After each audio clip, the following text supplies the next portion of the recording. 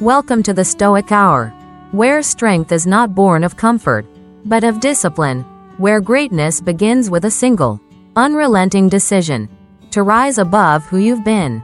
If today you feel stuck, if you've looked at yourself in the mirror and whispered, "I was meant for more," then this message is for you. This is the wake-up call your weaker self has tried to silence for years. So let's begin, not tomorrow, not later, now. The greatest war you will ever fight isn't out there. It's not against an enemy, a boss, a critic, or a broken system. It's against the version of yourself that you've allowed to survive, weak, fearful, addicted to comfort, and quick to excuse everything. That version of you is not a character flaw, it's a pattern. It's not who you are, it's who you've settled for. And every excuse you make is a brick in the prison you've built around your potential. Excuses are seductive. They whisper, "It's okay to wait," or, "You'll feel more ready tomorrow." They tell you that your pain is valid, that you deserve rest even before you've earned progress. But here's the truth most people never want to hear. Every excuse is a quiet death of who you could become. It's a self-inflicted wound disguised as kindness. The Stoics didn't make room for that. Marcus Aurelius didn't rise to power by saying, "I'll start next week." He understood that power comes from within, from how you respond in the smallest of moments, not just the battles in public, but in the war within. Your weaker self feeds on these excuses like fuel. "I'm tired, I'm not ready, I don't have time." These are not facts, they're choices, and the more you repeat them, the more you believe them. That's how mediocrity is normalized. That's how dreams die quietly, not in failure, but in hesitation. Excuses are like vines. Left unchecked, they grow. They tangle around your willpower. They strangle discipline. They twist around your intentions until what you once planned becomes a memory you're too ashamed to revisit. You may think they're harmless thoughts, but every excuse is a contract, signed with your own fear, that says, "I agree to stay the same." The Stoics had one answer: kill it. Kill the excuse. The moment it appears, don't negotiate. Don't rationalize. Move, act, do something, anything. Because movement is how you reclaim your power. Action is the antidote. It's how you prove to yourself that you're still in charge. The weak version of you survives through conversation. Maybe later. Let me think about it. Don't think, move. If your mind says, "I don't feel like working out," your body needs to do 10 push-ups. Right then. No delay. No debate. That is how you kill weakness, through movement that overrides hesitation. You crush it before it grows teeth. Every time you delay, that version of you gets stronger. It gets smarter. It learns your patterns. It will use logic to keep you average. It will say, "You've done enough," even when you haven't begun. That's why this isn't just motivation, it's warfare. You are battling for the control of your own mind. Understand this. The cost of an excuse is not temporary, it's cumulative. It compounds. One skipped workout becomes a week. One missed opportunity becomes a year. One doubt becomes a belief. And beliefs become identity. If you want to change who you are, you start by changing what you allow. So build your rules. Non-negotiable rules, not suggestions. Laws for your life. If your rule is, "I get up at 5 a.m., then when the alarm rings, you rise. Period. No snoozing. No bargaining. Because every time you break your own rules, you teach your mind that your word means nothing. And when your word means nothing to you, why would the world ever believe in you? This is not about being perfect. This is about being relentless. You must become the kind of person who acts the moment resistance shows up. The kind who doesn't wait to feel ready. The kind who trains like a warrior, every single morning, with that one hard act that declares, "I am not owned by weakness today." It doesn't have to be dramatic. It just has to be done. Get out of bed. Make it with discipline. Take a cold shower. Read a page of something timeless. Write one thought that challenges you. Do 20 push-ups. Whatever it is. Do it before your emotions vote. Why? Because in those first minutes of the day, you're sending orders to your subconscious. You're saying, "This is who we are now." If your first act is discipline, the rest of the day follows. If your first act is delay, the rest of the day becomes an apology. The weak self looks for comfort. The strong self seeks command. Command over thoughts. Command over impulses. Command over your time. Every excuse you kill builds a stronger version of you. Every act of discipline is a nail in the coffin of your past self. So write down your top 3 excuses right now. The ones that always show up. The classics. And then, for each one, write a counteraction. Something you will do instantly when it arrives. I'm tired. Right pointing arrow cold water splash. I'll start later. Right pointing arrow do 5 minutes now. It's not the right time. Right pointing arrow start anyway. Because there is never a perfect time. There is only now, and the person who acts now, despite everything, wins. Motivation is a luxury. Discipline is survival. The Stoics understood that the world won't wait for your feelings. And neither will your potential. You are not here to be ruled by emotion. You are here to kill the version of you that hides behind hesitation. Not tomorrow. Today. Thank you for choosing to listen to this. Not just with your ears, but with your will. You're here because something in you refuses to settle. So carry this with you. Every excuse you kill is one step closer to becoming who you were born to be. Let's meet that person in the next chapter. Motivation is a liar. It arrives when things are easy. When the sun is shining. When your energy is high and the road ahead looks clear. But the moment clouds gather. The moment your legs ache. The moment life throws a punch you didn't see coming. Motivation disappears like smoke in the wind. It's unreliable, inconsistent, and dangerously seductive, because it makes you believe you need to feel good to do what needs to be done. That's the great lie, and that's exactly why the Stoics put no faith in motivation. They knew, if you want real change, real strength, real transformation, you don't wait to feel inspired. You act whether you feel like it or not. That's discipline. Discipline is the ancient muscle of the soul.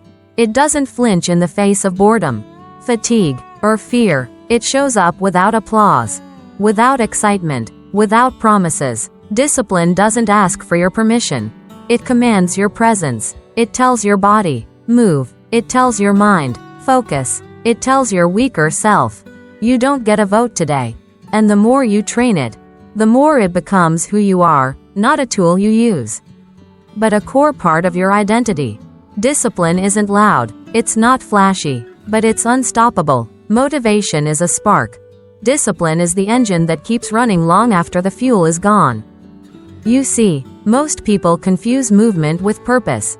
They wait for the right mood, the right playlist, the right weather, the right words from a stranger to tell them it's time. But by the time all those conditions are perfect, the opportunity has passed. The Stoic doesn't wait for the right mood. He creates it, through action, through habit, through a system built not on how he feels, but on who he chooses to be. Seneca said, "Luck is what happens when preparation meets opportunity." But preparation is not born from motivation. It's born from routine, from structure, from doing the hard things over and over again. Even when you're tired, even when no one is watching. Especially when no one is watching. The disciplined man doesn't negotiate with fatigue. He doesn't consult his feelings. He doesn't weigh the pros and cons of keeping his word. He moves. He acts. Because his word is law. When the alarm rings, he doesn't ask, "Do I feel ready?" He asks, "What did I say I would do?" When it's time to train, he doesn't ask, "Do I feel strong today?" He simply begins. The Stoic understands that emotions are fleeting, but character is permanent. He knows that every act of discipline, no matter how small, chisels his soul into something unbreakable. Your weak self will whisper every day, "Just rest a bit longer.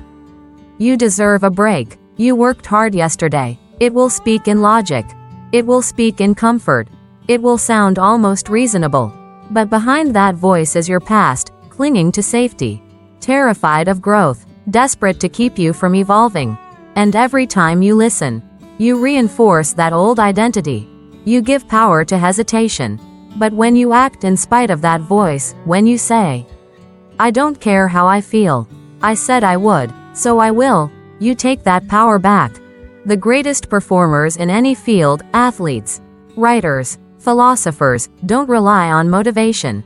They follow structure. They follow a system. An athlete doesn't train only on good days. A writer doesn't write only when inspired. A Stoic doesn't practice virtue only when life is easy. They do it because it must be done. Because consistency beats inspiration every single time. And here's something no one tells you. The more you rely on motivation, the weaker you become, because you're placing your growth in the hands of something you don't control. But discipline, that's yours. No one gives it to you. No one can take it from you. You build it, one action at a time. One promise kept, one temptation resisted, one moment of discomfort embraced.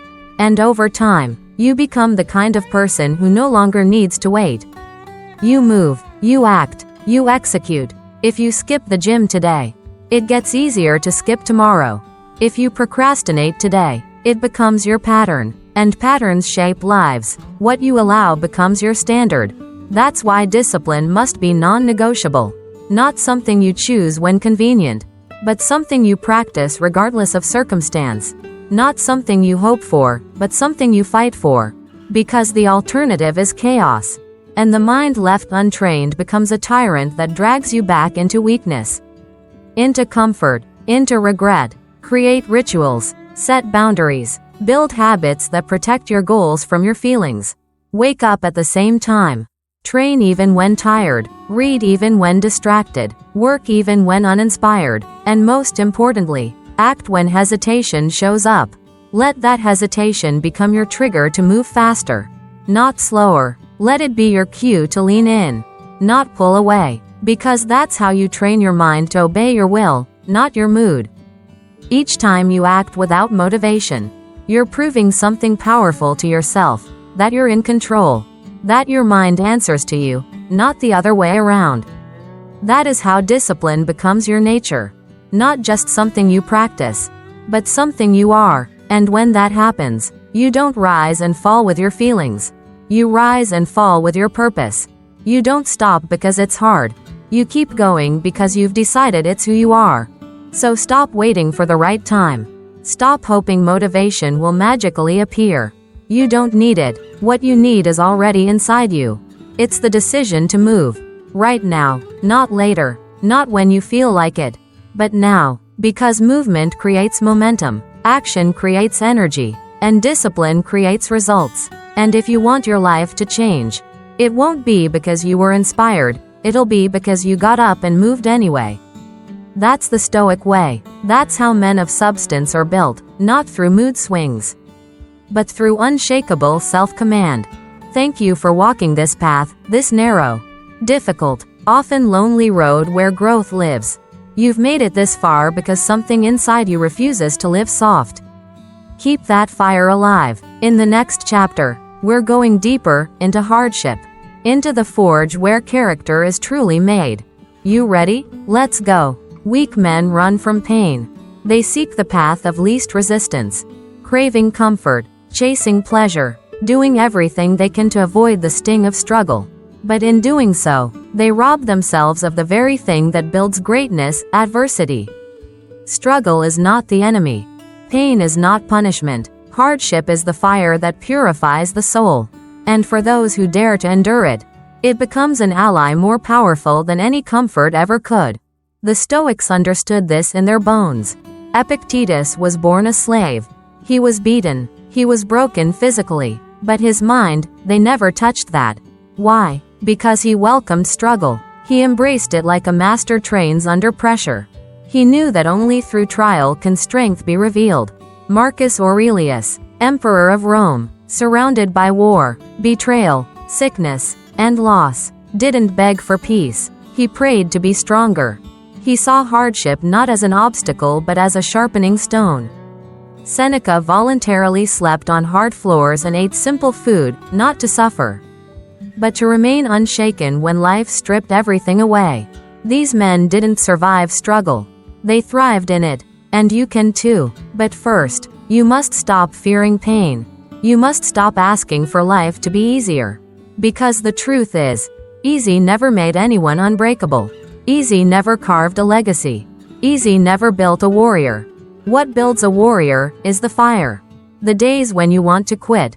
The moments when you feel like it's too much. The seasons of loneliness, exhaustion, and silence. That's where your strength is forged. That's where your identity is revealed. You don't find out who you are when things go your way. You find out who you are when everything falls apart and you're still standing. So the next time life knocks you down, don't cry out, "Why me?" Instead, whisper, "Train me." That shift in mindset is everything. The weak man avoids difficulty, hides from the storm, prays for shelter. The strong man walks into the chaos and says, "Let's go," because he knows that every hardship faced is a test, a divine invitation to level up. There is no growth without friction. There is no transformation without tension. Muscles are torn before they grow. Minds are stretched before they become wise. Souls are shattered before they become unshakable. That pain you're feeling? It's not proof of failure. It's proof that something inside you is breaking through the shell of who you used to be. You see, comfort is addictive. It whispers lies like, "You've done enough. You deserve to take it easy. There's always tomorrow." But those lies come at a cost. Every moment you choose comfort over growth, you weaken your edge, you soften your focus, you numb your discipline, and worst of all, you waste time. The one thing you can never get back. Hardship forces urgency. It clarifies your vision. It strips away the noise and shows you what actually matters. It doesn't ask for permission. It just arrives, unannounced. And when it does, you have two choices: shrink or rise, surrender or sharpen. Most people collapse. They complain. They point fingers. They run to distractions. But a Stoic, he pauses. He breathes. He faces the fire with eyes wide open and says, "This is the training I was made for." You must learn to love difficulty, not because it's pleasurable, but because it's powerful, because it stretches you beyond what you thought was possible, because it reveals strength you didn't know you had, because it peels back the layers of weakness you've been hiding behind. When you embrace hardship, you stop playing the victim. You stop waiting for things to change. You become the change. Each time you lean into discomfort, you grow stronger. Each time you resist the urge to quit, you grow tougher. Each time you walk toward what scares you instead of away, you build courage. This is how warriors are made. Not in comfort, not in applause, not in safety, but in the dark, when it's hard, when it hurts, and you keep going anyway. And here's the beautiful truth. Pain is temporary, but strength is forever. What hurts today trains you for tomorrow. What breaks you open builds something better inside. So don't run from it. Don't numb it. Don't hide behind your phone, your food, your fake distractions. Sit in it. Let it do its work. Let it teach you what ease never could. The Stoics didn't beg for things to be taken away. They asked to be made stronger. Adopt the same mindset. When challenges arrive, don't say, "I can't." Say, "This is the moment I've been preparing for."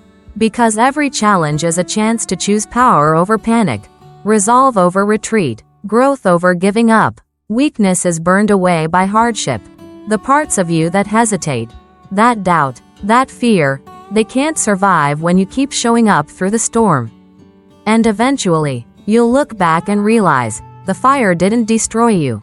It refined you. You were not less because of the pain, you were more.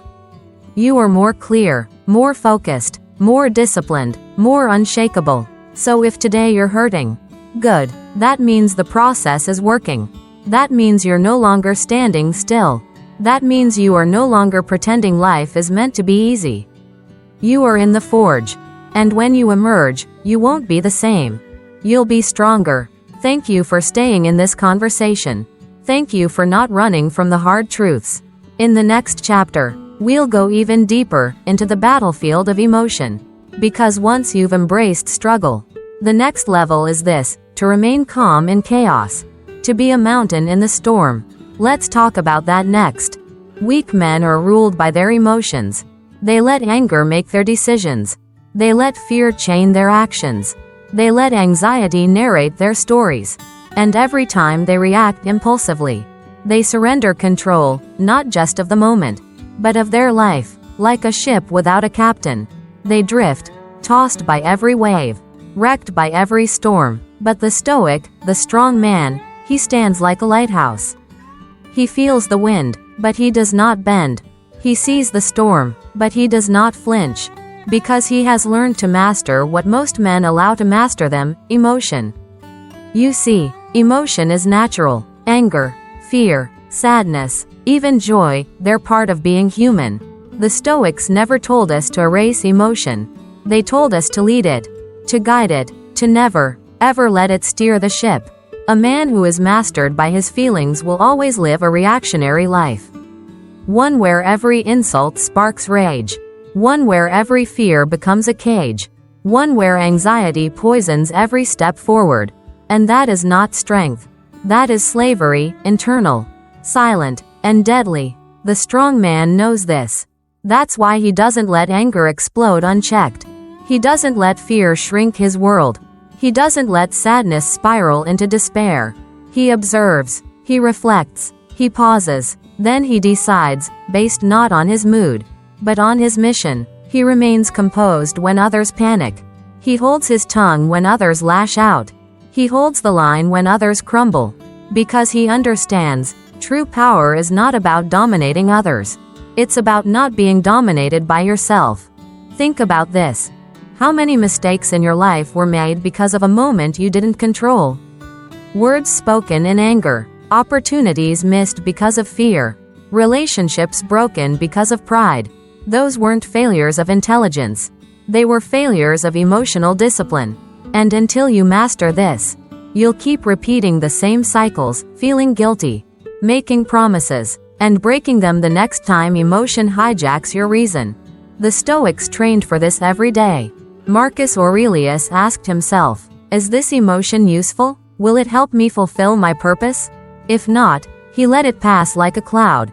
Seneca said, a man who suffers before it is necessary suffers more than is necessary.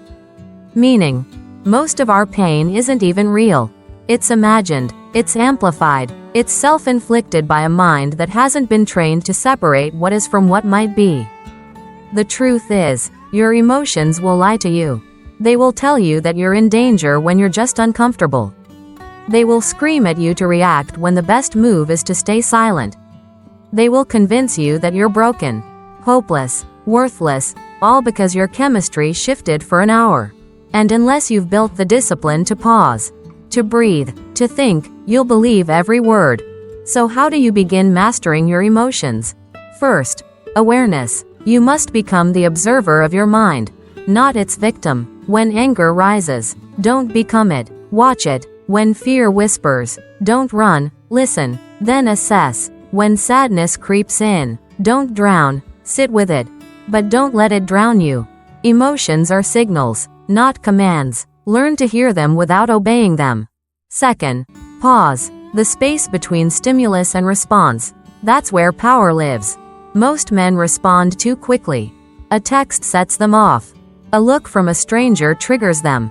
A bad moment ruins their day. The Stoic doesn't react, he responds. He builds space. He buys time. He breathes. Because in that moment of stillness, he reclaims his agency. He decides, not emotion. Third, purpose. Let your mission, not your mood, drive your decisions. Ask, does this action bring me closer to who I want to be? If not, let it go. You cannot live a life of virtue if you're a slave to mood swings. You cannot build anything lasting if you're led by passing feelings. Character is built by what you do when emotion begs you to break your values, and you say no. There's a difference between emotion and weakness. Emotion is human. Weakness is surrendering to it. And every time you choose reason over rage, clarity over chaos, courage over comfort, you strengthen your mind. You teach your nervous system that you're in charge, that you don't need to yell, flee, or collapse, that you can hold your ground, breathe through the storm, and act from principle, not pressure. Yes, this takes practice. Yes, you will fail. You will snap sometimes. You will freeze. You will want to escape. That's okay. The point is not perfection, it's progress. The goal is to become a man who notices faster, recovers quicker, and returns to center more often. A man who learns from every emotional mistake and sharpens himself each time. So the next time anger burns in your chest, pause, breathe, ask, is this helpful? The next time fear tries to make you small, ask, what's the worst that could really happen? The next time sadness dulls your vision, move, journal, step outside, talk to someone. Don't let emotion anchor you. Let it inform you, but never define you. You are not your emotions. You are the one watching, the one deciding, the one writing the story.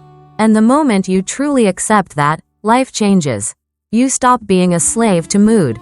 You stop fearing how you feel. And you start moving with strength, with intention, with calm even in chaos. Thank you for walking through this chapter with your eyes wide open. Emotion is not the enemy, but letting it lead you is. In the next chapter, we'll explore what happens when you link discipline with self-respect, because there's a difference between living for applause and living by principle. And the Stoic chooses the latter. See you there. There's a kind of man who walks into a room and doesn't say a word, but you feel something. He doesn't need applause. He doesn't seek attention. He doesn't beg for validation. Why? Because his respect doesn't come from others. It comes from himself. That's the man built on self-discipline. And that's the man you're here to become. Weak men crave approval. They chase likes, comments, attention, and validation, hoping the world will tell them they matter. They bend their principles to fit in. They shift their image to avoid rejection. They trade authenticity for popularity. And in doing so, they lose the one thing that truly matters, self-respect. You see, self-respect isn't a feeling. It's a foundation. It's not built by being liked. It's built by being consistent. It grows stronger every time you do what you said you would do, even when no one's watching. Especially when no one's watching.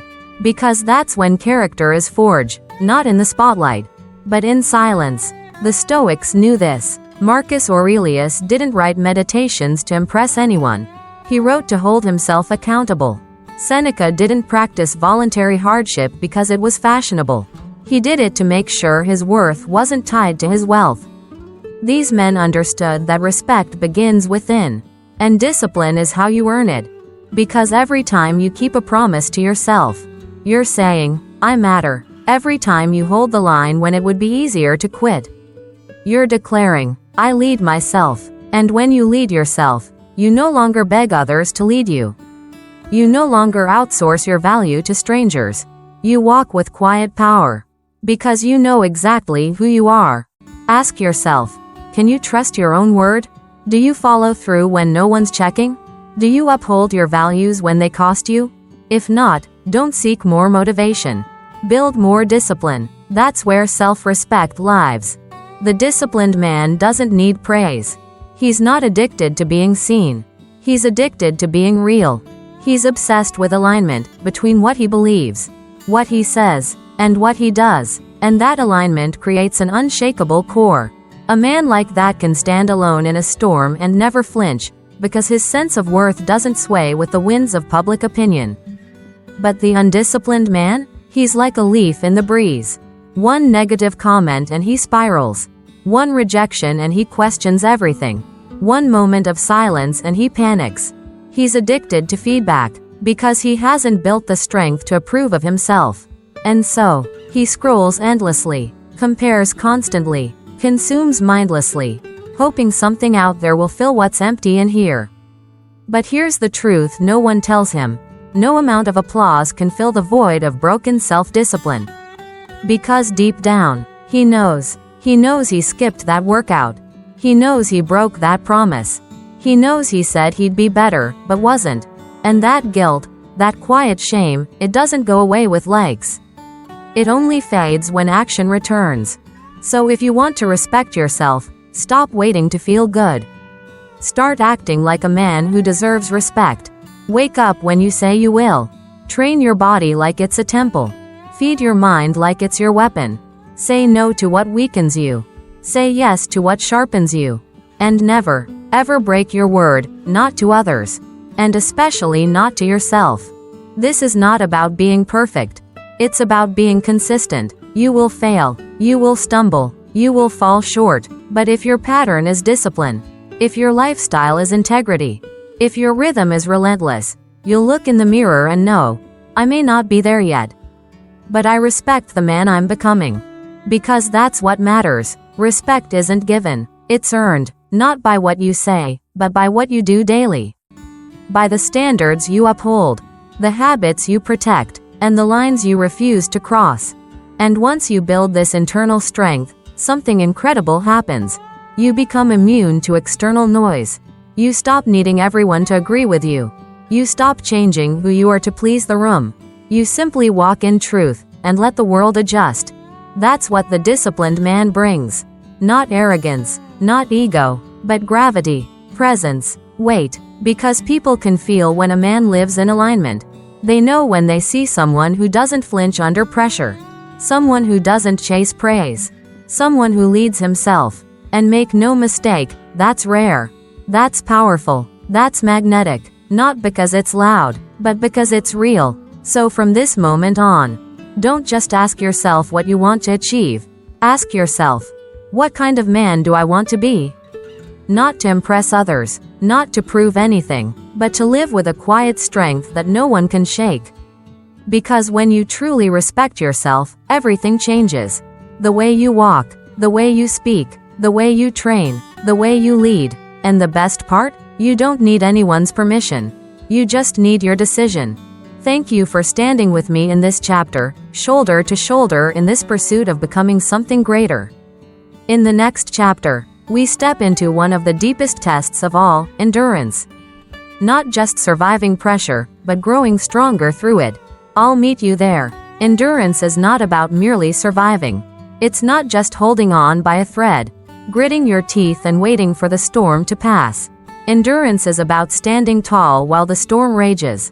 It's about walking into the wind with blood on your knuckles and fire in your eyes and saying, "You will not break me." Because real endurance is strength in motion. It's power with patience. It's grit with grace. And it's one of the rarest traits in a world obsessed with quick fixes and instant relief. Weak men quit early. They see the mountain, and they say, "It's too high." They feel the burn, and they say, "I can't." The moment discomfort appears, they retreat, they excuse, they run. But the strong man? He stays, he breathes, he leans in, because he understands what the Stoics knew. Pain is not the problem, your relationship to pain is. Epictetus once said, "Don't hope that events will turn out the way you want. Welcome events in whatever way they happen. This is the path to peace." He didn't mean you should surrender to misery. He meant, stop expecting ease. Stop believing that strength comes without struggle. Real peace, lasting peace, is born not when the world bends to your will, but when your will refuses to bend to the world. To endure means to master time. It means you don't need instant results to stay committed. You don't need immediate success to keep showing up. You've built your life on long arcs, not short sprints. You understand that the reward is not always visible today, but the work still matters. Every rep, every early morning, every late night, every rejection, every failure, it all compounds. It all builds. It all becomes something unshakable inside you. And yes, it hurts. Endurance requires sacrifice. You'll give up comfort, ease, popularity, and sometimes even relationships. People will misunderstand your persistence. They'll mock your routine. They'll whisper, "He takes this too seriously." Let them. They don't understand what you're building. They don't know the war you're fighting inside. They haven't felt the fire you've chosen to walk through every single day. Because the truth is, this isn't just about pain. It's about purpose. It's about doing something that matters so much that quitting isn't even an option. The strong man doesn't endure just to prove something. He endures because his mission is bigger than his mood. His reason is stronger than his resistance. And his future self demands that he push beyond what's easy. Every obstacle becomes a lesson. Every setback becomes a test. Every delay becomes an invitation to deepen your roots. Because this isn't about looking strong, it's about becoming unshakable. while others crumble under pressure. You learn to rise in it. You become the kind of man who's dangerous to defeat, because even when you fall, you get back up harder. And that kind of resilience, that kind of discipline, it's almost untouchable. Make it your mission to endure, not as a victim, but as a craftsman. Every struggle is a chisel. Every hardship is a hammer. And each day you keep going. You're sculpting a life that no one can take from you. The stronger you get, the quieter you become, not because you're weak, but because you no longer need the world to understand. You're not performing, you're practicing, you're building, you're enduring. Train for difficulty. Seek it out. Do something each day that tests your limits.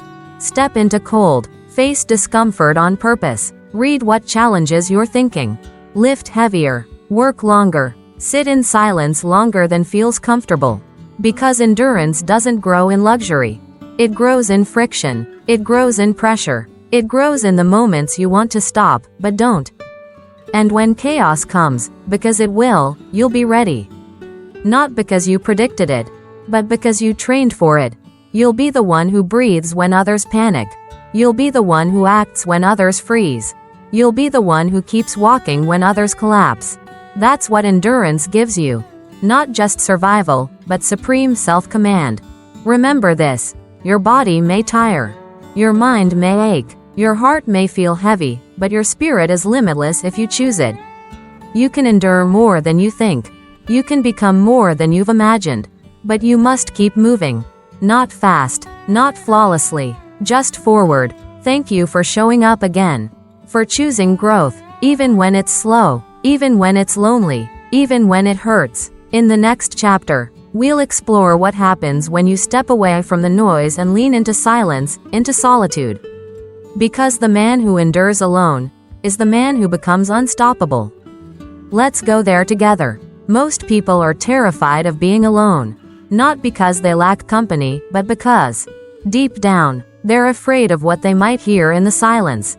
When the distractions fade, when the noise is gone, and the lights go dim, what's left?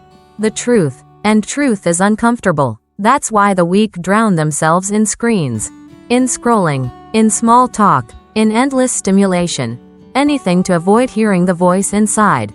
But the Stoic? He doesn't fear solitude. He welcomes it, because he knows that in stillness, he doesn't lose himself. He finds himself. The modern world has made solitude a rare commodity.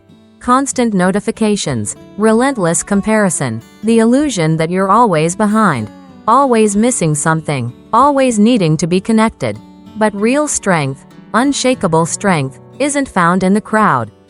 It's forged in the quiet, in the places where you don't need applause to know your worth. Solitude is not loneliness. Solitude is clarity. And the man who can sit alone, without fear, without shame, and without distraction, that man holds the keys to everything. Seneca once said, "Nothing, to my way of thinking, is a better proof of a well-ordered mind than a man's ability to stop just where he is and pass some time in his own company." In other words, if you can't sit with yourself, how can you lead yourself? How can you trust yourself? How can you respect yourself? You must become your own best company, not because others abandoned you, but because you've built a self worth spending time with. Solitude is the forge where your mind becomes clear and your soul becomes sharp. It's where you separate the noise of the world from the truth of your heart. In silence, you learn what really matters.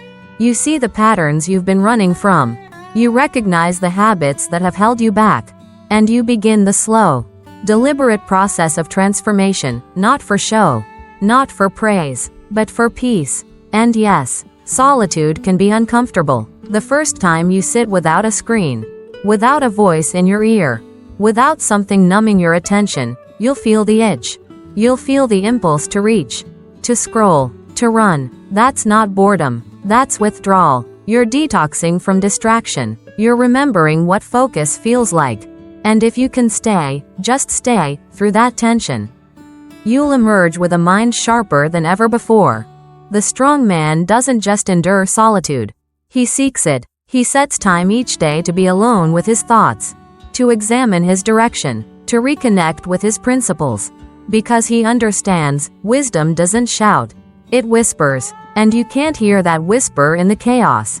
You need silence. You need space. You need distance from the opinions, the algorithms, the expectations. Only then can you know what's truly yours. Solitude is where a man strategizes, where he plans, where he repairs, where he refines. It's where purpose takes shape, not as a fantasy, but as a commitment. The man who can sit still and confront his own inner dialogue, his regrets, his fears, his ambitions, that man is dangerous.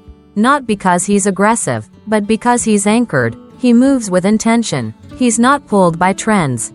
He's not swayed by gossip. He leads himself, and the world adjusts. If you want to become unshakable, build a life that doesn't need noise to feel full. Build rituals of solitude, morning reflection, evening journaling, walks without music, meditation without expectation. Watch how your mind resists. Watch how your ego fights to be seen, to be heard, to be distracted. Then smile, and let it pass. You're not here to feed the ego. You're here to forge the soul. A man who fears solitude is a man who hasn't yet faced himself. And until he does, he'll always be a stranger in his own life. He'll seek validation to fill a void he's never named. He'll collect things to distract from a hunger he doesn't understand. But the man who knows himself, truly, deeply, fully, needs nothing from others. That's not arrogance. That's freedom. And that freedom radiates. People can feel it. They don't always understand it. But they respect it. Because very few men walk this earth with stillness in their eyes and silence in their steps. They move differently. They don't chase. They attract. Not because they try, but because they've become whole.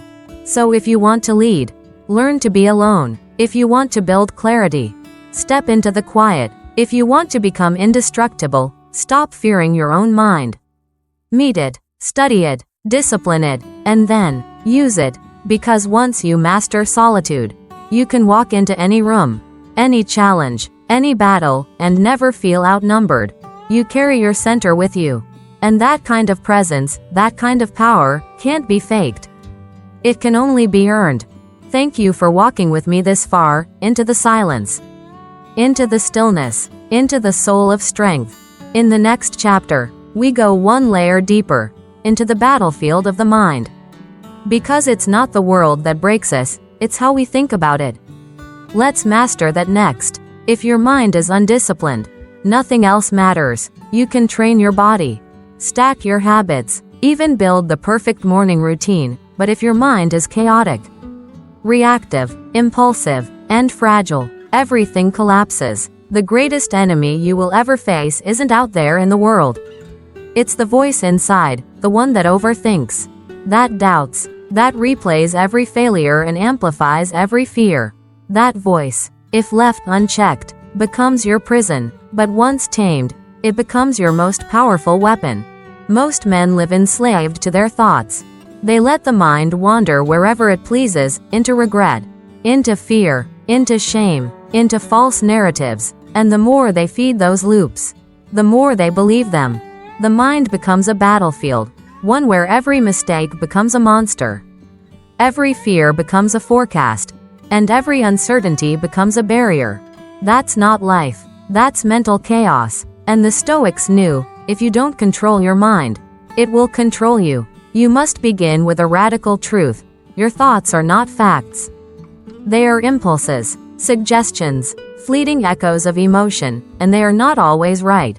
Most of them aren't. Your brain is a survival machine, not a happiness machine. It scans for threat, exaggerates risks, amplifies what could go wrong.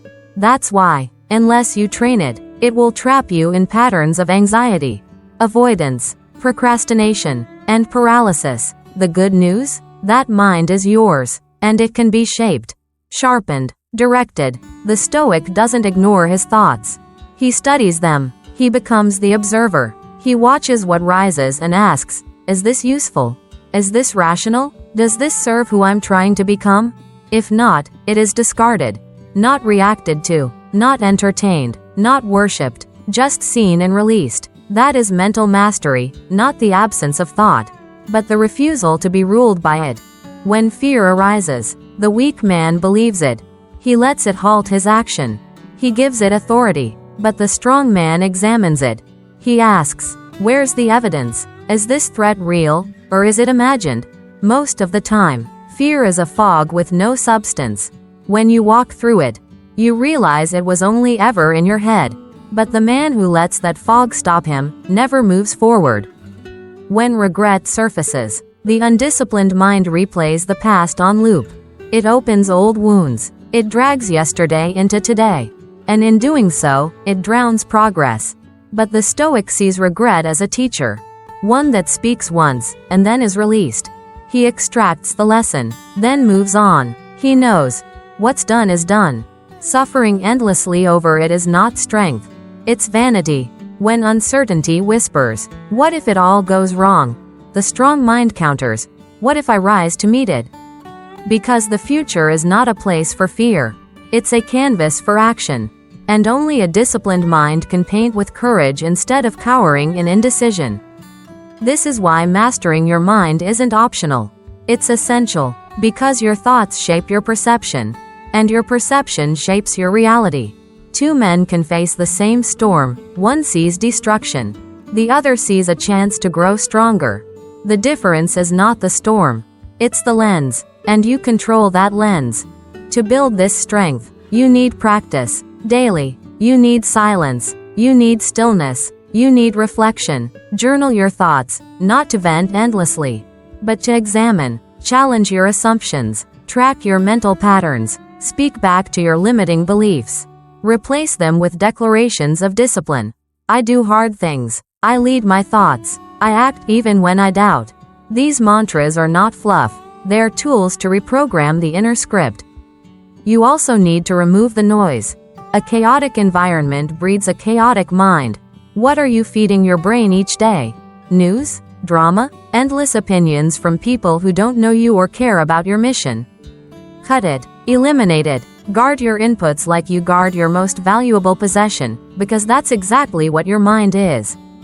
Train it like a muscle. Expose it to challenge. Force it to focus. Sit in discomfort. Delay gratification. Learn to hold tension without rushing to escape. The more you stretch your mental tolerance, the less reactive you become. The less control external forces have over your internal world. Because that's the goal, not just to look calm, but to be calm, not just to fake confidence, but to build it from within. And that only happens when you rule your mind, not just occasionally, but relentlessly, when you become the architect of your thoughts instead of the victim of them. The Stoics didn't become wise by chance. They studied themselves. They mastered their reactions. They chose reason over impulse. And so must you, because in this modern age, attention is currency, and most men are broke. Their focus is scattered. Their thoughts are hijacked. Their minds are rented out to every distraction. But not you. Not anymore. From this day forward, protect your mind like your life depends on it, because it does. How you think determines how you feel. How you feel shapes how you act. How you act defines who you become. So train it, sharpen it, discipline it, and when chaos comes, as it always does, you'll be ready. Not because the noise has stopped, but because you've stopped letting it control you. Thank you for going deep in this chapter.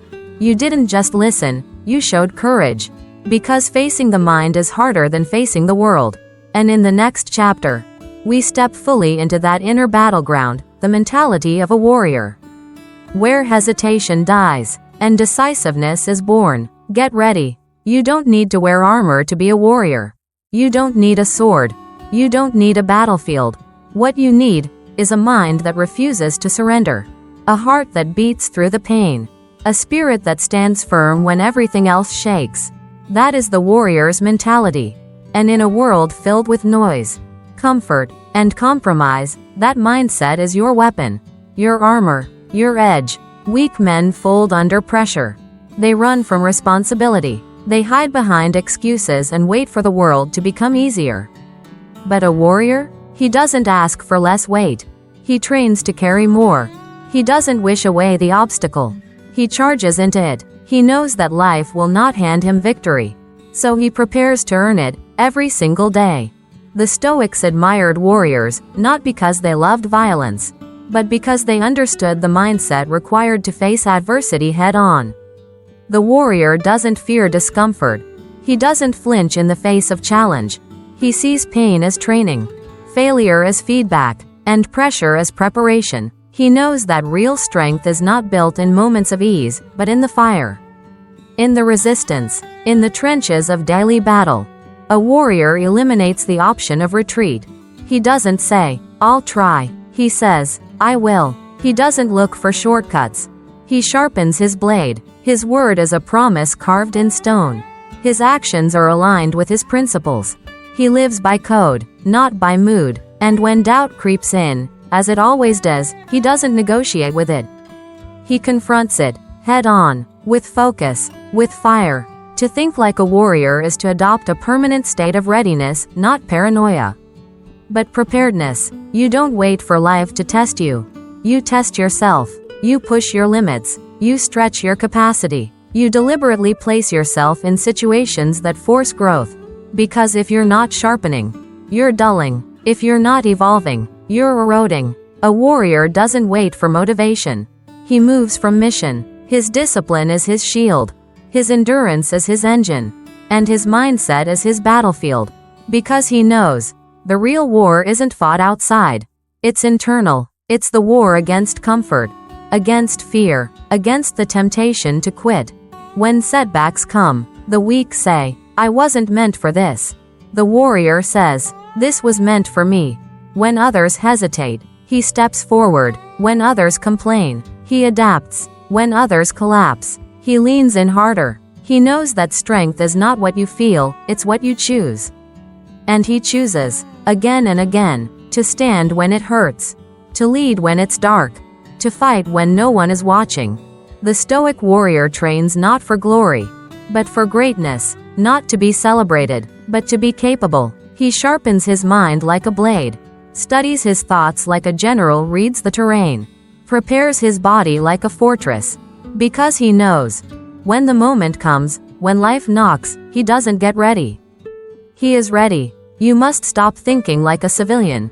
Civilians panic. Civilians wait for orders. Civilians freeze under fire. But you are building something greater. You are building unshakable presence. You are building unbreakable purpose. You are training your instincts to act without hesitation. That's what the warrior does. He moves decisively. He doesn't dwell. He doesn't debate with doubt. He doesn't ask for permission. He leads. And yes, it's hard. But that's the point. That's the price. The warrior doesn't flinch when things get heavy. He expects it. He welcomes it. Because pain is the weight that builds his strength. Struggle is the storm that sharpens his focus. And resistance is the force that makes his foundation unmovable. So ask yourself, have you been thinking like a warrior? Or have you been negotiating with your weakness? Have you been walking into challenges, or waiting for life to be safe? Have you trained your mind to act, or waited for motivation to pull you up? Because if you want to live like a warrior, you must think like one. And that means redefining how you face fear. It means seeing failure as fuel. It means turning every hard day into a harder self. The warrior's greatest weapon isn't strength. It's certainty. It's the knowing that no matter what happens, he will endure. He will adapt. He will overcome. That certainty is not gifted. It's built through thousands of moments where he could have quit, but didn't. Through scars he doesn't hide. Through pressure he doesn't avoid. Through pain he doesn't fear. You must build that certainty now. And it starts with one decision: to stop running, to stop shrinking, to stop waiting, and instead, stand, fight, advance. You were not built to survive soft. You were built to battle hard. Not just against the world, but against yourself. And once you win that war, nothing outside can defeat you. Thank you for stepping onto this battlefield with me today, not just to listen, but to awaken. The warrior's path is not easy, but it's worth every scar. In the final chapter, we'll bring it all together: the legacy of strength. What you leave behind when you live with honor, with discipline, and with fire. Let's close strong. At the end of this life, All the noise will fade. The praise, the criticism, the followers, the status, the opinions of strangers, and even the expectations of friends, they'll all go quiet. And what will remain is your legacy. Not the trophies on your shelf or the numbers in your account, but the weight of the life you lived, the evidence of the battles you fought, the code you followed, the discipline you refused to compromise, the strength you embodied when no one else would. Weak men leave behind regret. They leave behind excuses, half-built dreams, abandoned responsibilities, and shallow accomplishments built on convenience. They live passively, hoping time will make them significant, never realizing that time doesn't make anything. Action does. Vision does. Character does. But the strong man, he builds a legacy of depth, of fire, of integrity. He doesn't just live for himself. He lives in a way that echoes. His habits inspire others long after he's gone. His example sharpens the next generation. His words carry weight because they were backed by relentless consistency. His strength was not loud, but it was real. And real strength never dies. A legacy is not built in moments of ease. It's carved in sacrifice. In the mornings you rise when your body begs you to sleep. In the evenings you choose reflection over distraction. In the decisions you make to uphold your values, even when they cost you. Every day, you are building. Every choice is a brick. Every word you keep is a stone. And eventually, you leave behind a fortress of character that others can stand on. Seneca said, "Life is long, if you know how to use it. The weak waste theirs scrolling, complaining, seeking approval, postponing purpose. But the disciplined man, he uses time like a sword. He cuts through distraction. He fights off mediocrity. He pushes back against delay. He doesn't wait to be told what to do. He lives like the clock is ticking. Because it is. And when you live this way, something incredible happens. You no longer worry about being remembered. You simply focus on being real. And real men, men of substance, of depth, of relentless commitment, are never forgotten. They leave a trail of strength behind them. People feel it, they carry it, they are lifted by it, even if they never knew you personally. This is legacy, not ego, not reputation, but impact, quiet, invisible, but permanent. So what kind of legacy are you building right now? When you show up to your work, are you building a legacy of discipline? When you speak to others, are you building a legacy of clarity and truth? When you're alone, are you building a legacy of self-respect and consistency? It's not what you do once. It's what you do every day that writes the story they'll tell about you. You don't need to change the world, but you can change your corner of it. You can raise your standard. You can walk with intention. You can lead with quiet fire. You can speak less and do more. You can leave people stronger than you found them. You can live so well that when you die, your example lives on in those you touched. In the moments you showed up. In the fire you left burning in the hearts of others. That's the legacy of strength. It's not built on applause. It's built on alignment. It's not built by accident. It's built by choice. Daily choice. The choice to train when tired. To speak with integrity. To act with purpose. To give your best even when it's inconvenient. That's what separates the remembered from the forgotten. The strong from the average. The lion from the herd. So as you reach the end of this journey, ask yourself, not what do I want people to say about me, but what do I want to be that makes them say it without being asked. Live so fully, so deliberately, so fearlessly, that your name becomes a synonym for strength, not just because you were tough, but because you were true. To yourself, to your code, to your calling. And when the time comes to leave this world, let there be nothing left in you unexpressed.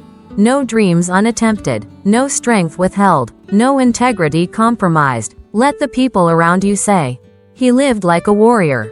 He walked with discipline. He led with honor. He did not flinch, and he left something behind that we'll carry forward." That's the legacy you build, not someday.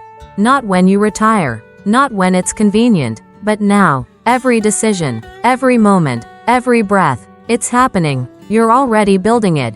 So take command. Live loud in your silence. Walk sharp in your solitude. Endure with grace, lead with certainty, and never forget, you are not here to be ruled by weakness. You are here to kill it.